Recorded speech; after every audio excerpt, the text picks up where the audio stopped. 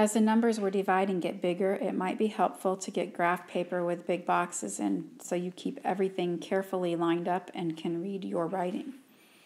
Today, when we're dividing a 4-digit number by a 2-digit number, remember we first of all think of our divisor. We want to round it to see where it goes.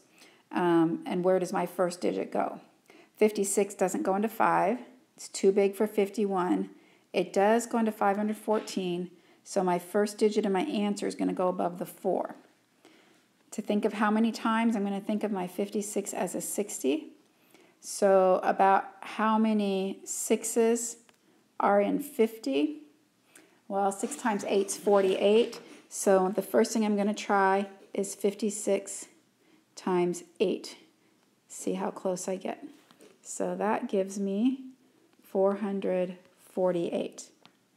Well, if I added another 50 to that, that'd give me to 490. Let's try 56 times 9 just to see if it's too big or not. It gets really close without going over, so I'm going to use this one. So remembering our steps, divide, multiply, subtract, bring down. My divide step gives me 9. My multiply step was the 504, because 9 times 56 is 504. My subtract step gives me 10, and my bring down step brings the 9 down. Now I want to think about how many 56s are in 109, or I can think how many 60s in 109, how many 6s in 10. There's only about 1. If I try 56 times 2, is it too big? Yep, 112 went over, so I can only go one time. Now my multiply step is 56. My subtract step gives me 53, so my answer is 91, remainder 53. Circle my answer and leave all of my work showing on my paper. Pause the video and give this one a try. 50 doesn't go into 4 or 45, so my first digit's going to go above my 3.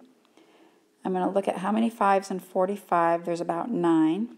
So 50 times 9 gives me 450, and that is so close, and I know it can't go 10 times or I would have to move over a spot. So my divide step is 9. My multiply step is 450. My subtract step gives me 3. My bring down step says bring down the 1. And 50 doesn't go into 31. Now if you stopped here, you forgot that I have to fill my number all the way to the end here. I can't leave this spot empty. So 50 does not go into 31, so I have to save that place because 9 times 50 is only 450, not 4,531. I have to say 0 times does 50 go into 31. So 0 times 50 is 0.